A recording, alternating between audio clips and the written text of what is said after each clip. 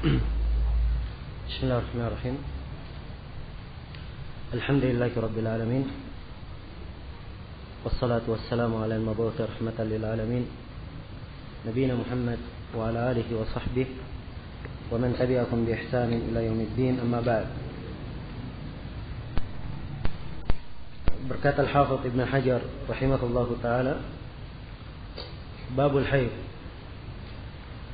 Bab Al-Haid. Al-Haid secara bahasa adalah as-saylan. Saylan artinya mengalir. Yang mengalir. Dikatakan hadal ma apabila airnya mengalir. Iya. Dan kata haid ini ada beberapa penggunaan. Dan ada kata-kata yang mirip dengannya atau maknanya sama. Iya.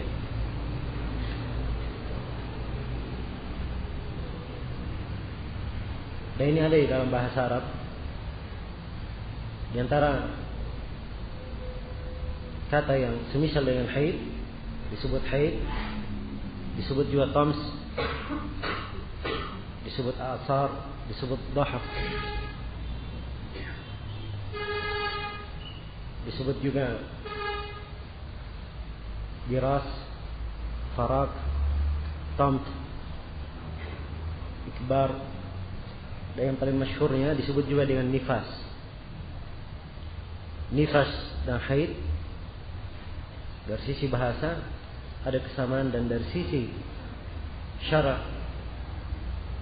juga ada kesamaan, sebagaimana akan kita terangkan nanti di pembahasan nifas. Iya. Maksud saya di sini untuk menjelaskan penamaan-penamaan itu, karena kadang berbeda penamaan dan hakikatnya sama yang diinginkan. Jadi ini secara bahasa al-haid bermakna as-saylan. Adapun secara istilah dalam pengertian ulama fikih, haid adalah jarayanu damil mar'ah min mawdi'in makhsus fi awqatin ma'lumah. Keluarnya darah perempuan. Keluarnya darah perempuan. Ya, nampak di sini bahwa haid ini hukum khusus berlaku untuk perempuan.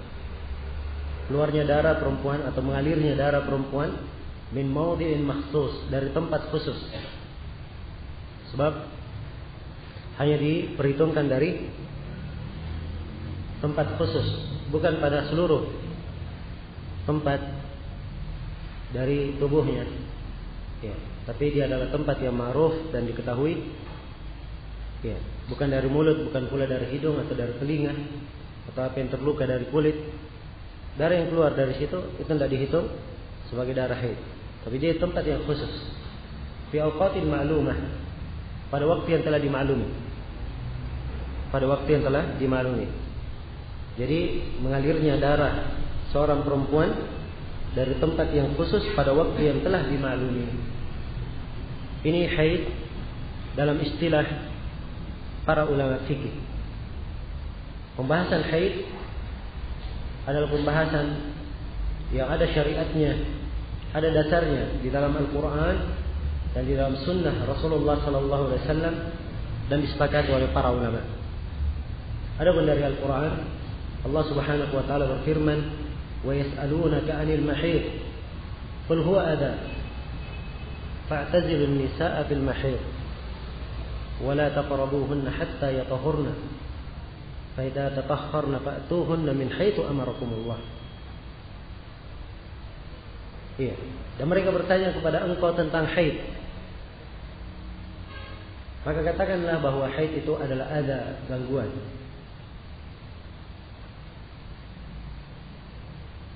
Maka haid adalah gangguan. Ini dalil dari Al-Quran menunjukkan bahwa haid dibicarakan dan dibahas.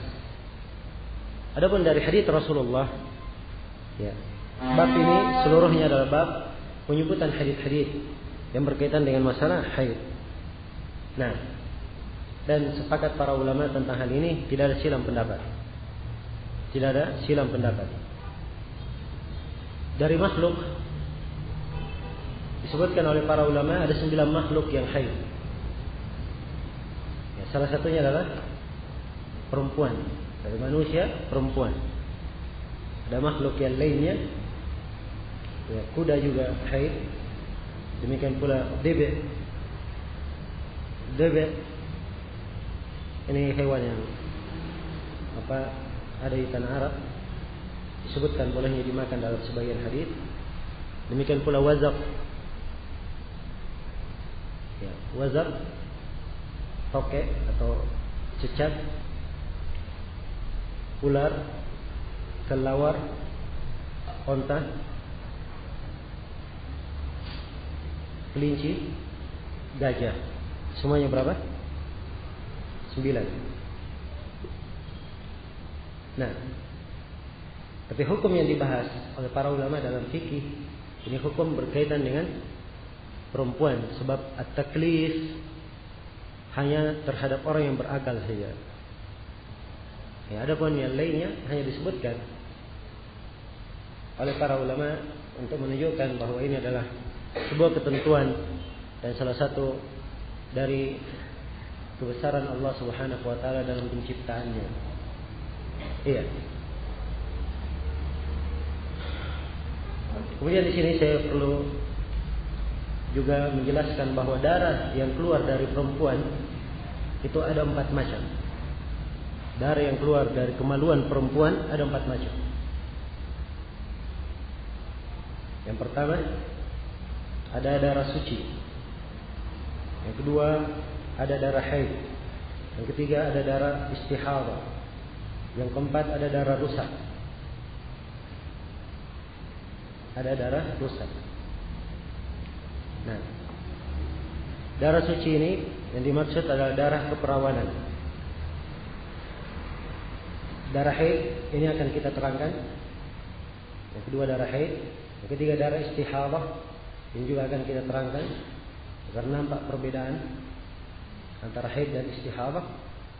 Ya. Selain dari 3 ini disebut dengan nama darah rusak. Disebut dengan nama apa?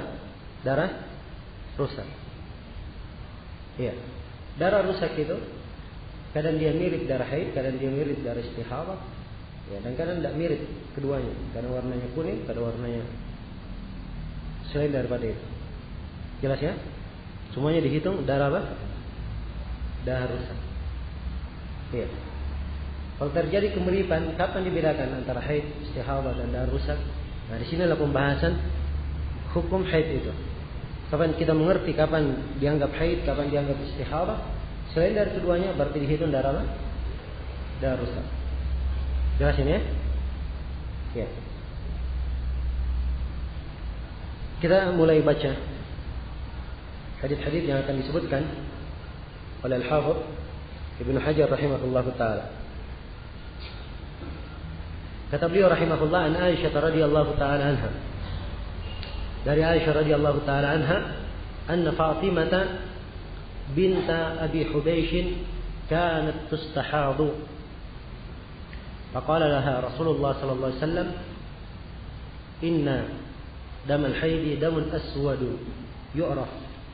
فإذا كان ذلك فأمسكي عن الصلاة فإذا كان الآخر فتوضئي وصلي.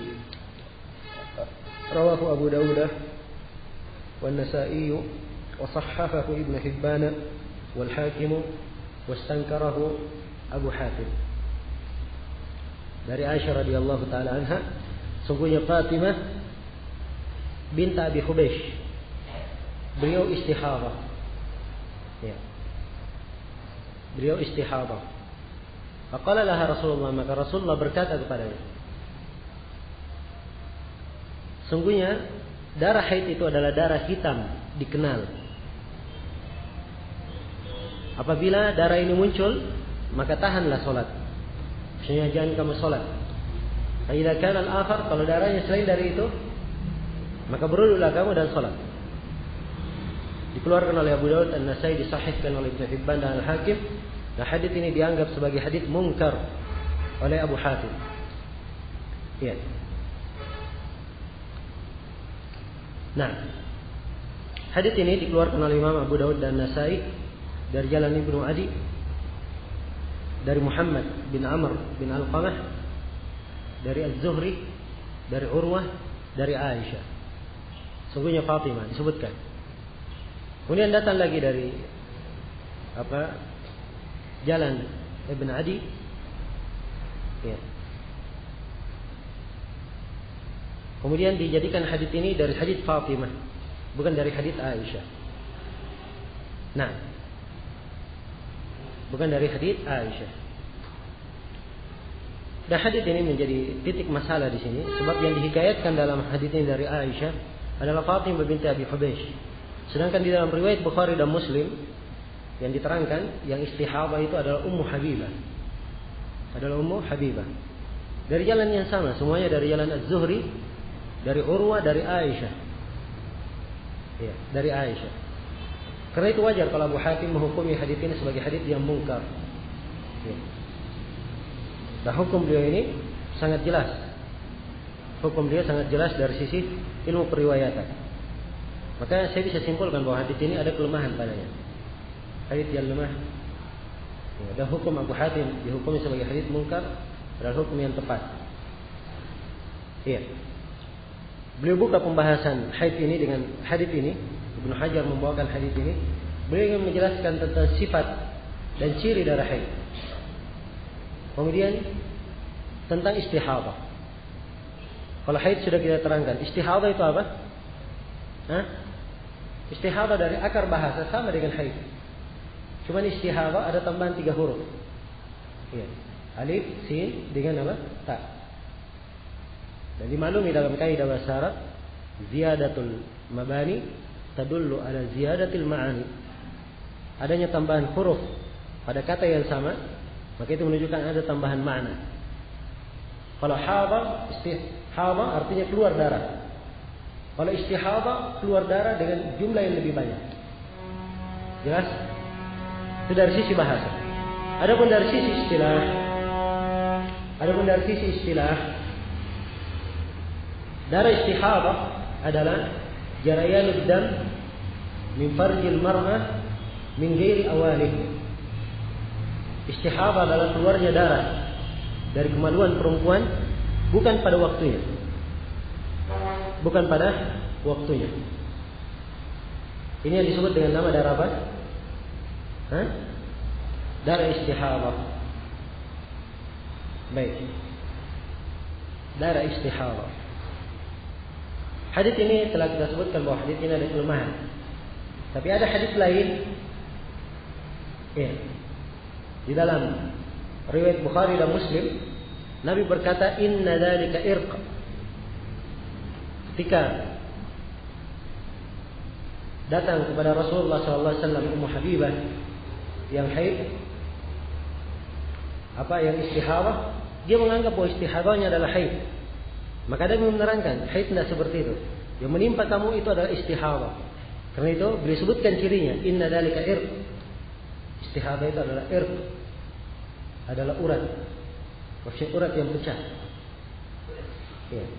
Urat yang pecah. Di sini beliau bedakan perbedaan antara darah haid dan darah irq, darah yang keluar dari urat. Jadi ada perbedaannya. Jelas sampai sini? Ya. Mungkin kalau saya sederhanakan pembahasannya, ya, bagus kalau saya terangkan begini, bahwa darah haid dan darah istihadah bisa dibedakan dari beberapa sisi. Sisi yang pertama dari sisi warnanya. Dari sisi warna. Ya. Kalau darah haid, warnanya warna hitam. Ya. Dan kalau disebut hitam, itu bukan artinya dia hitam pekat atau seluruhnya hitam. Ya. Didominasi oleh warna apa? Hitam. Nah, itu darah haid. Kalau darah istihadah warnanya warna merah. Warnanya warna apa? Merah. Nah, ini perbedaan dari sisi pertama.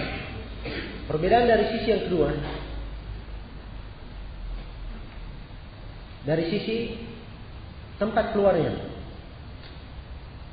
atau sumber keluarnya. Saya ulangi, dari sisi sumber keluarnya. Kalau darah haid keluarnya dari rahim. Kalau darah istihadah dia dari urat yang pecah. Karena itu Nabi mengatakan inna dzalika irq. Fa inna dzalika irq. Perbedaan dari sisi yang ketiga, perbedaan ketitisannya. Perbedaan ketitisan, ketebalan atau ketitisan. Ya. Kalau darah haid dia adalah darah yang tebal, ya, mengental. Berbeda dengan darah istihadah. Darah istihadah lembut terkesan tipis. Ya. Perbedaan dari sisi yang keempat, dari sisi warna, dari sisi baunya. Dari sisi baunya. Kalau darah istihadah, saya ulangi, kalau darah haid baunya tidak bagus, bau yang tidak enak. Kalau darah istihadah baunya biasa. Sebab kalau kita lihat dari arah keluarnya, dia seperti darah yang keluar. Kalau ada kita misalnya terluka, ada darah yang keluar ini bau atau tidak? Biasa saja baunya. Nah, asalnya memang urat pecah. Ya, demikian pula dari sisi ketebalan, dia darahnya lembut tipis. Beda dengan darah haid, asalnya memang dari rahim. Ya. Asalnya dari rahim terkumpul, kemudian dia pecah keluar. Jelas? Maka kalau ada bentuk ketebalan bau yang tidak enak, itu wajar. Iya. Ini perbedaan dari sisi yang keberapa? Dari sisi yang keempat. Perbedaan dari sisi yang kelima.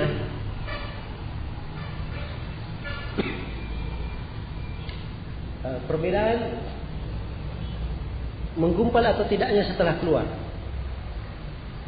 Ya. Kalau darah haid, begitu dia keluar, ya, dia akan mengalir, mencair, dan tidak menggumpal kembali. Sebab asalnya dia menggumpal di rahim, pecah keluar. Nah, jelas. Kalaupun ada penggumpalan, ya, itu membutuhkan proses yang sangat lama. Ini kalau darah apa? Darah haid. Berbeda dengan darah istihadah. Darah istihadah kalau dia keluar mungkin terjadi pergumpalan cepat. Ya, seperti kalau antum keluar darah banyak misalnya, ya, darah itu dibiarkan sebentar saja dia akan menggumpal. Jelas? Ini 5 perbedaan yang harus dipahami dengan baik. Harus dipahami dengan baik. Sebab ini membedakan seperti ini penting sekali. Ya, dalam sebagian keadaan yang dialami oleh perempuan di masa haid. Nah, dia harus pandai membedakan antara darah. Iya. Jelas sampai sini? Baik, ini fikih yang pertama yang perlu ditekankan di sini.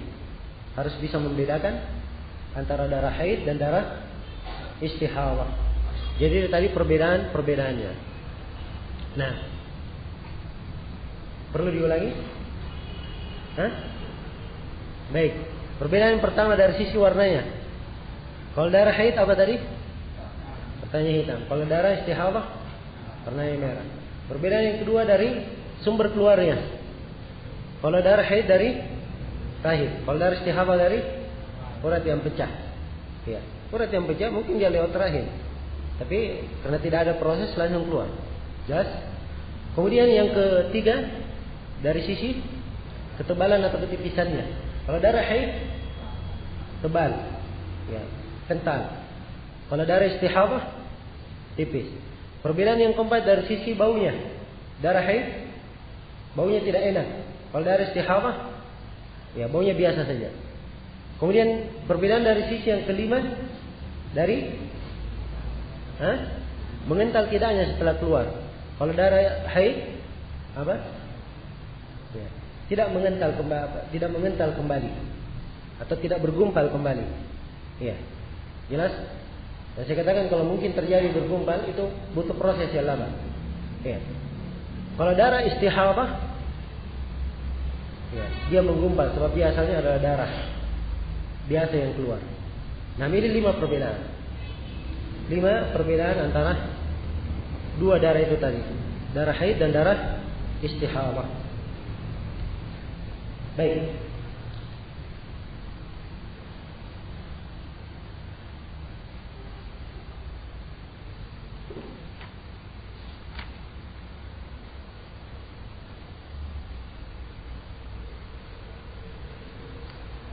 Ya. Kemudian kata beliau rahimahullah dalam hadis berikutnya, wa fi hadithi Asma binti Abi Umais inda Abi Dawud, wal tajlis fi markan fa idza ra'at sufratan fawqa al-ma' faltaghtasil lidh-dhuhri wal 'asri ghuslan wahidan wa taghtasil lil maghribi wal isya'i ghuslan wahidan wa taghtasil lil fajri ghuslan wahidan wa tatawadda fi ma baina dhalik. Dalam hadis Asma binti Umais riwayat Abi Dawud, hendaknya dia duduk di mirkan. Ya, mirkan itu adalah tempat yang dicuci padanya pakaian. Ya, biasanya apa di sini? Ember atau baskom? Iya, itu mirkan.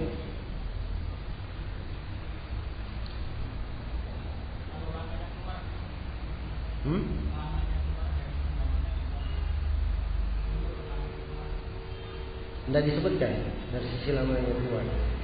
Ya. Baik. Faidah ra'at sufratan, kata beliau kalau dia melihat sufrah, melihat warna kuning, kalau dia melihat warna kuning, fawqal ma, faltaghtasil lidh-dhuhri wal 'asra ghuslan wahidan. Hendaknya dia mandi untuk zuhur dan asar 1 kali mandi. Kenapa disuruh mandi? Menunjukkan bahwa darahnya haid atau bukan? Sekarang perempuan ini keluar darah, disuruh duduk di atas baskom, maksudnya duduk di atas air. Kalau nampak warna kuning, diperintah mandi untuk zuhur dan asar. Ya. Untuk sholat. Berarti darah yang keluar darah haid atau bukan? Bukan haid. Kalau haid tak boleh sholat, kan begitu? Ya. Itu berarti darah istihadah yang keluar. Wa taghtasil lil maghrib wal isya'i ghuslan wahidan. Dan dia mandi untuk maghrib dan isya 1 kali mandi. Wa taghtasil lil fajri ghuslan wahidan. Dan dia mandi untuk salat subuh 1 kali mandi. Wa tatawadda fi ma baina dzalik. Di antara keduanya dia berwudu saja. Iya. Sini diterangkan sebagian hukum berkaitan dengan orang yang istihadah. Bahwa perempuan yang istihadah, iya, dia menjama antara kedua solatnya. Menjama antara kedua solatnya setelah nampak bahwa dirinya istihadah. Ya, tapi hadis ini juga hadis yang tidak kuat dari sisi periwayatan. Ya, tidak kuat dari sisi periwayatan. Ada kelemahan di dalamnya. Sebab Suhaib bin Abi Salih meriwayatkan dari Zuhri, dari Urwah, dari Asma yang meriwayatkan hadis ini. Adapun dalam riwayat Bukhari dan Muslim, Amr bin Harith, Yunus bin Yazid Al-Airi, Yazid Al-Layth bin Sa'ad dan selainnya dari murid-murid senior Az-Zuhri, semuanya meriwayatkan dari Urwah, dari Aisyah, dari Ummu Habibah. Tidak ada yang menyebutkan seperti ini. Makanya dari hadis yang dipahami ada kesalahan di dalam periwayatannya. Ya, karena dia ada kesalahan dalam periwayatannya dan digolongkan hadis lemah, kita berpindah kepada hadis berikutnya. Sebab di hadis berikutnya ada juga diterangkan berkaitan dengan masalah mandi. Di hadis berikutnya kata penulis rahimahullah, an Hamnah binti Jahshin anha qalat. Dari Hamnah binti Jahsh, sungguhnya beliau berkata. Ini sudah berapa ya? Ya, sudah Fatimah binti Jahsh, Ummu Habibah, kemudian coba Hamnah, ya. Ini sudah 3 sahabiyah yang istihadah tersebut dalam riwayat. Ya, dan di dalam sejarah periwayatan hadis datang dalam riwayat ya, tanpa dilihat apakah riwayatnya sahih atau tidak, ada 9 orang sahabiyah yang tersebut dalam riwayat nama-namanya istihadah disebutkan dalam hadis diselesaikan persoalannya oleh Nabi sallallahu alaihi wasallam. Jelas ya? Ini menunjukkan bahwa para perempuan ya, mereka giat bertanya kepada Rasulullah sallallahu alaihi wasallam. Ya. Dan inilah karena itulah Nabi sallallahu alaihi wasallam memuji para sahabat khususnya dari perempuan Al-Ansar, dan Aisyah radhiyallahu taala anha berkata, ya sebaik-baik perempuan adalah perempuan Al-Ansar. Ya. Rasa malu mereka tidak menahan mereka untuk bertanya, tafaqquh, memahami agama. Nah, kata Hamna bin Jahsh, kuntu ustahadu haidatan katsiratan syadidah. Saya istihadah dengan haid yang banyak dan sangat cepat keluarnya. Fa'ataitu an-nabiyya astafti. Maka saya datang kepada Nabi minta fatwa kepadanya. Ini penggunaan fatwa artinya ia meminta penjelasan. Ya. Faqala, maka beliau berkata, innama hiya raqdatun minasyaitan. Maka Nabi berkata, itu hanyalah raqdah dari syaitan. Ya. Raqdah dari syaitan. Raqdah itu asalnya itu adalah injakan dengan kaki. Itu asalnya. Injakan dengan kaki.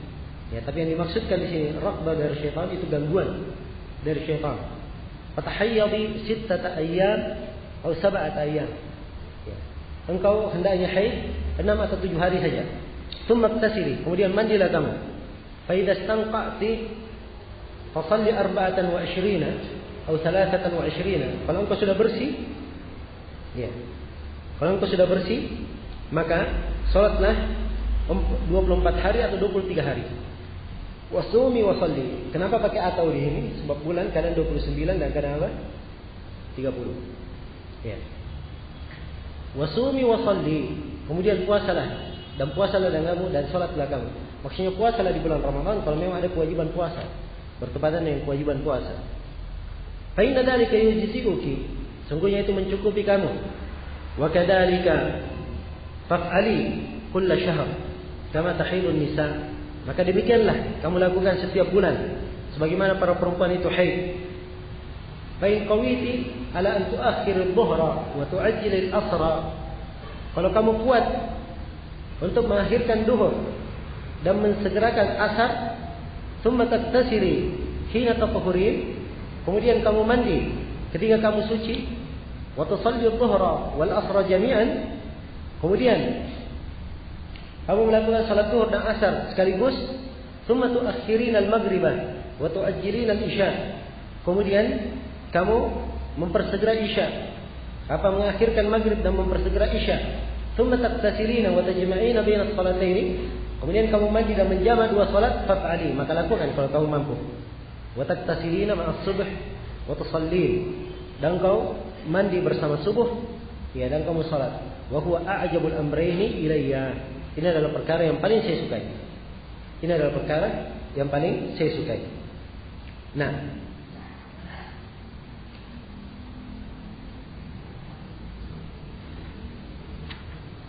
baik. Kata beliau rawahul khamsah illa an-Nasa'iyyah wa sahhahahu at-Tirmidzi wa hasanahu al-Bukhari. Hadis ini dikeluarkan oleh Imam 5 kecuali An-Nasa'i, disahihkan oleh At-Tirmidzi, dihasankan oleh Imam Al-Bukhari. Di dalam sanad hadis ini ada rawi yang bernama Abdullah bin Muhammad bin Aqil. Dan rawi ini letak silam pendapat para ulama dari dahulu sampai sekarang. Nah, di hadis di masa ini juga silam pendapat. Ya. Apakah dia hadis rawi yang hadisnya bisa dihasankan atau dia adalah lemah? Iya. Kalau di masa dahulu Imam Al-Bukhari dan beberapa imam yang lainnya memandang bahwa hadisnya muqarab, bisa dihasankan. Sebagian ulama yang lainnya menghukumi hadisnya dilemahkan. Kalau di masa ini Syekh Al-Albani menghasankannya. Kalau Syekh Muqbil beliau melemahkannya. Nah, iya. Dulu saya di pembahasan rawi ini Abdullah bin Muhammad bin Aqil, dulunya saya condong ke pendapat Syekh Muqbil melemahkannya. Cuma belakangan setelah Saya banyak baca riwayat-riwayat Abdullah bin Muhammad bin Aqil ini, dan saya lihat ke biografinya. Kalau dihasankan haditsnya insyaallah taala tidak ada masalah. Iya. Nah, maka hadits ini termasuk hadits yang bisa dipakai berhujjah, dan terdapat di dalamnya sejumlah kandungan fikih yang penting berkaitan dengan masalah haid. Yang pertama, di dalam hadits ini diterangkan adat kebiasaan kebanyakan perempuan dalam sebulan haidnya berapa hari. Ya. Diterangkan bahwa kebanyakan perempuan dalam sebulan haidnya 6 atau 7 hari. Ini kebanyakan perempuan. Jadi kalau ada yang keluar dari hal ini keluar dari hukum kebanyakan. Keluar dari hukum kebanyakan. Jelas sampai sini? Dibangun di atas masalah ini ada sejumlah perkara yang dibahas oleh para ulama. Yang pertama, tentang masalah berapakah waktu yang paling sedikit perempuan itu haid. Apakah sehari semalam, atau 3 hari 3 malam paling sedikitnya, atau paling sedikitnya 5 hari, atau tidak ada batasannya. Nah, yang benarnya bahwa tidak ada batasannya, sebab perempuan itu beraneka ragam kebiasaan.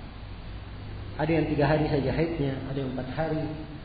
Ya, maka kalau dikatakan batasannya harus begini, ini adalah hal yang sulit.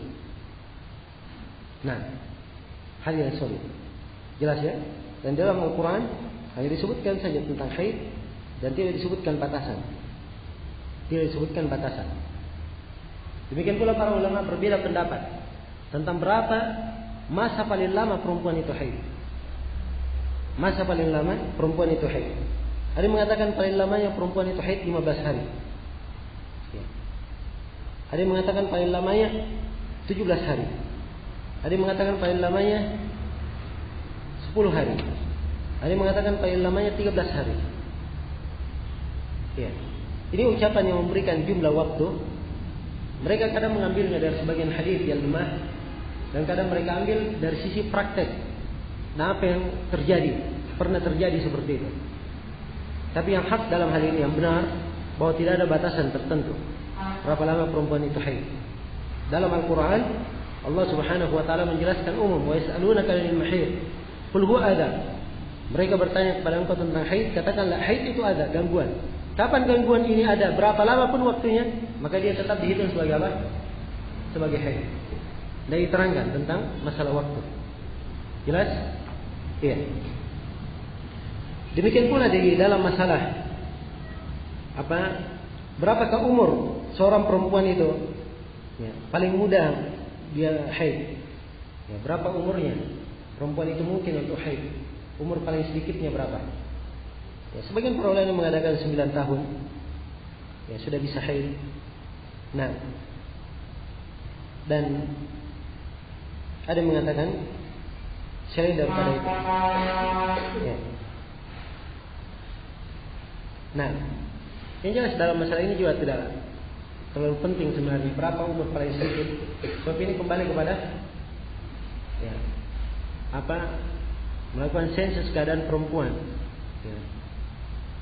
Tanya satu-satu, atau dilacak dalam sejarah, yang paling cepat haid itu umur berapa lama? Iya. Di dalam buku fikih disebut ya, ada yang umurnya 9 tahun sudah haid. 9 tahun. Bahkan disebutkan dalam sebagian riwayat, ya katanya sih ada kelemahan. Katanya pernah dilihat seorang nenek, ya, kalau nenek berarti dia sudah punya cucu. Pernah dilihat seorang nenek dan umurnya baru 21 tahun. Hah? Iya, berarti dia menikah umur 9 tahun. Ya. Kemudian setelah anaknya lahir, umurnya 9 tahun juga menikah lagi. Kemudian lahir anaknya. Jadi 9 tahun mungkin ya, jadi 20 tahun. 21 lah bagus. 21. Jelas ya? Nah, jadi dari sisi kemungkinan mungkin itu terjadi. Tapi yang menjadi ukuran di sini, darah itu ada atau tidak, itu menjadi ukuran. Berapapun umurnya. Kapan darahnya keluar, berarti itu adalah apa? Haid. Ya, demikian pula dibicarakan oleh para ulama tentang masalah berapa umur ya yang paling senja, yang paling tua perempuan itu bisa haid. Ya, ada yang mengatakan bahwa umur yang paling full, paling maksimal perempuan itu haid 50 tahun. Nah, ada yang mengatakan selain daripada itu. Ya. Dan ini sebenarnya juga dibangun di atas pendapat yang kuat dalam hal ini akan banyak cabang-cabangnya. Sebab kalau dikatakan umur 50 tahun tidak bisa lagi haid, berarti darah yang keluar setelahnya dihitung sebagai darah apa? Darah istihadah atau darah rusak. Kan begitu. Tapi yang benarnya di dalam masalah ini, ya, juga tidak ada batasan. Yang diukur ciri haid ada atau tidak. Kalau ada ciri haid padanya, maka dihitung sebagai darah haid. Iya. Jadi ini beberapa poin pembahasan yang berkaitan dengan masalah waktu-waktu haid. Maka saya simpulkan di sini bahwa di dalam masalah kebiasaan perempuan haid, kebanyakan perempuan haidnya 6 atau 7 hari. Paling sedikitnya tidak ada batasan tertentu, paling banyaknya tidak ada batasan tertentu. Ya. Demikian pula dalam masalah umur, ya, paling sedikit dan paling banyaknya, paling minimal dan paling maksimalnya perempuan haid umurnya berapa? Ini juga tidak ada batasan tertentu yang menjadi ukuran darah itu ada atau tidak. Jelas di sini? Iya. Baik. Sekarang kalau perempuan biasanya haid 6 atau 7 hari, ini disebut ada kebiasaan. Disebut kenapa? Kebiasaan. Dan Nabi mengambil ukuran. Kamu kebanyakan haidmu, kamu haid 6 atau 7 hari saja. Kenapa dikasih 6 atau 7 hari? Karena kebanyakan perempuan seperti itu. Maka kamu ikut kebanyakan. Ya, kamu ikut kebanyakan. Padahal darah yang keluar ketika seorang keluar darah, ya mungkin haid, mungkin istihadah, kan begitu. Tapi Nabi memberikan hukum umum. Kamu 6 atau 7 hari tidak sholat. Selain dari itu, walaupun keluar darah, kamu tetap sholat. Jelas? Ya. Ini penjelasan tentang hukum istihadah atau hukum haid. Itu yang paling sulitnya sebenarnya ketika tabrakan antara haid dan istihadah. Seorang perempuan keluar darah. Ya. Darah ini warnanya merah, tapi keluar di masa haid. Keluar di masa haidnya. Atau darahnya hitam, keluar bukan di masa haidnya. Ya. Ini yang termasuk pembahasan yang sulit. Ya. Dan berat di dalam babul haid. Ya mungkin saya untuk memberikan kaidah di sini, saya di dalam pembahasan ini saya terangkan kaidah-kaidah dasar yang dengannya, ya, insyaallah seorang perempuan bisa mengukur keadaan dirinya, ya, dan seorang suami bisa mencermati keadaan istrinya bagaimana. Baik, perempuan yang istihadah itu tidak lepas dari 4 keadaan. Perempuan yang istihadah tidak lepas dari 4 keadaan. Keadaan yang pertama, dia punya kebiasaan haid yang sudah dimaklumi dalam sebulan. Dia punya kebiasaan haid yang sudah dimaklumi dalam sebulan. Misalnya ada perempuan kebiasaan haidnya berapa? Dalam sebulan 6 hari. Ada sebagian perempuan kebiasaan haidnya dalam sebulan 5 hari. Iya. Ini namanya adat. Kebiasaan. Dia berpegang dengan adat, berpegang dengan kebiasaannya. Jelas? Berpegang dengan ini, kalau tidak ada yang lainnya, dia berpegang dengan adatnya. Ini adalah tarikh mu'tabar. Pegangan yang kuat dan dianggap di kalangan para ulama. Iya. Pegangan yang kuat. Dan ini adalah pendapat Imam Syafi'i dan Imam Ahmad dalam satu riwayat. Dan ini pendapat yang dipegang oleh Abu Hanifah. Iya. Nah, dalil tentang hal ini adalah nas dari hadis Aisyah radhiyallahu taala anha, di mana Nabi sallallahu alaihi wasallam bersabda, walakin da'is salata qadar al-ayyam allati tahidina fihi. Akan tetapi tinggalkanlah salat itu sekadar hari-hari yang engkau biasa haid padanya. Jadi kalimat sekadar hari-hari yang engkau biasa apa? Haid kepadanya. Ini dalil yang pertama. Ya, kalau dikatakan sekadar hari-hari yang biasa kamu haid, itu dikembalikan kepada kebiasaannya oleh Nabi. Ya. Dan di dalam hadis Hamzah binti Jahsh di sini juga, jadi perintah untuk haid 6 atau 7 hari, sebab itu kebiasaan kebanyakan perempuan. Jelas ya? Dibangun di atas cara yang pertama ini mudah. Jadi kalau ada seorang perempuan biasanya dia haid dalam sebulan 5 hari. Dia tahu 5 hari ini biasanya dia haid, setiap 25 hari dia haid 5 hari. Setiap 25 hari dia haid 5 hari. Maka di masa haidnya, kapan keluar darah, maka dianggap sebagai darah apa? Darah haid. Walaupun warnanya kuning, warnanya merah, yang penting di masa haidnya dia keluar, dia ikut ukuran kebiasaannya. Jelas? Selain dari itu, apa yang keluar dihitung darah apa? Hah?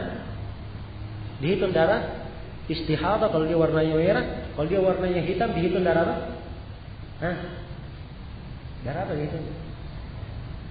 Ya, haid nggak dihitung dong, darah haid sudah di luar masanya. Hah? Enggak. Ya karena istihadah enggak tahu kapan keluarnya, di sini letak kesulitannya. Istihadah itu keluar kapan dia suka. Ya. Nah, nggak ada yang mengaturnya. Nah, itu istihadah. Ya sekarang permasalahan kita, saya kembali ke permasalahannya. Ada perempuan kebiasaan haidnya 5 hari dalam sebulan. Datang kebiasaan haidnya, keluar darah warnanya merah. Warna merah itu darah apa? Hah? Istihadah. Sekarang hukum darah ini apa? Haid atau istihadah? Loh, kok haid? Warnanya merah kok. Hah? Ya, dia dihitung haid sebab keluar di mana? Di masa haidnya. Ini caranya menggunakan apa? Hah? Ada kebiasaan. Jelas kalau dia punya kebiasaan saja. Dia punya kebiasaan. Jelas sampai sini? Baik, yang kedua. Ya. Masih di hal yang pertama. Saya masih kasih contoh ini, bukan kedua dari keadaannya. Contoh kedua. Perempuan keluar biasanya haid dalam sebulan 5 hari. Ya. Dalam sebulan 5 hari. Datang kebiasaan haidnya 5 hari, selesai haid. Setelah 5 hari ini keluar darah, warnanya hitam. Ya, baunya tidak enak. Warna apa ini? Darah apa ini? Darah istihadah? Bukan. Darah haid? Hah? Darah haid atau bukan? Di luar masa haid, darah haid atau bukan? Ya, inilah yang saya sebut tadi dengan nama darah rusak. Dia harus dinamakan darah rusak, walaupun dia baunya sama dengan darah haid, sebab dia keluar di apa? Selain masa haid. Jelas sampai sini? Hah? Baik. Ini keadaan yang pertama. Keadaan yang kedua, seorang perempuan, ya, dia tidak punya kebiasaan. Tapi kalau darahnya keluar, bisa dibedakan. Kalau haid keluar darahnya apa? Hitam. Ya. Kalau istihadah keluar darahnya warnanya merah, kelihatan sifat-sifatnya jelas. Beda yang keluar antara haid dan istihadah. Nah, makanya seperti ini, apakah dia dikatakan 6 hari saja dikasih adat kebanyakan perempuan, atau disuruh memakai kebiasaan, diperintah untuk memakai tamyiz, dia membedakan darah itu, dia tidak memakai kebiasaan. Ini letak silang pendapat antara Imam Malik dan para imam yang lainnya. Kalau Imam Malik, beliau memakai tamyiz saja, tidak boleh pakai yang lainnya. Dia harus pandai membedakan darah. Itu bagi Imam Malik, harus dia pandai membedakan darah. Iya. Dari pembedaannya itu hukumnya haid atau bukan bagi Imam Malik. Nah, kita katakan bahwa hukum yang dikatakan oleh Imam Malik ini berlaku kalau perempuan tidak punya kebiasaan. Boleh dipakai. Jelas? Kalau perempuan tidak punya kebiasaan. Ya. Maka membedakan cara yang kedua ini disebut dengan nama cara at-tamyiz, membedakan antara darah dengan darah yang lainnya. Dan itu adalah cara yang ditunjukkan oleh riwayat. Sebab di riwayat lain dari hadits Aisyah itu dengan konteks فإذا أقبلت الحيضة فاترك الصلاة وإذا ذهب قدرها فاغسل عنك الدم وصلي. Ya. Apabila haid telah pergi atau apabila haid datang, maka tinggalkanlah salat. Dan apabila telah pergi kadarnya, maka mandilah kamu, ya, bersihkan dari kamu darah dan salatlah kamu. Ibnu Rajab rahimahullah dalam Syarah Al-Bukhari beliau menyebutkan bahwa hadis ini menurut Imam Malik, Al-Auza'i, Imam Syafi'i dan Ahmad dalam satu riwayat tentunya. Ibnu Rajab tidak sebut ya, tapi saya terangkan bahwa itu dalam satu riwayat. Ya, ma'ruf ya. Imam Syafi'i dan Imam Ahmad memakai dua-duanya. Itu hal yang ma'ruf. Ada dua riwayat. Mereka memakai cara at-tamyiz. Memakai cara at-tamyiz, yaitu membedakan antara darah dengan darah yang lain. Mereka memakai riwayat ini, menjadikan riwayat ini sebagai sandaran mereka. Dan mereka juga menjadikan hadis sebagai sandaran di dalam hal ini riwayat Fatimah binti Abi Hubaysh, ya, pada hadis yang pertama yang kita sebutkan tadi, ya, hadis pertama yang kita sebutkan ketika Nabi mengatakan damun aswad yu'raf, dia adalah darah hitam. Nabi menyebutkan dengan sifat darahnya hitam. Jadi ukuran mengukur darah membedakan antara haid dan istihadah itu diiktibar, dipakai. Ya, tapi hadis ini ada kelemahannya. Yang jelas cara ini adalah cara yang dipakai. Cara yang dipakai. Iya, ini keadaan yang kedua. Jadi kalau perempuan ada istihadah, ya, pada saat dia istihadah bisa dibedakan antara darah haidnya dan darah istihadahnya, walaupun dia tidak punya kebiasaan, tidak ada masalah. Ya, kapan keluar darah hitam, dia tinggalkan sholat. Ya, kapan keluar darah merah, dia tetap sholat. Jadi ini namanya cara at-tamyiz. Cara at-tamyiz. Keadaan yang ketiga. Cuma seperti ya.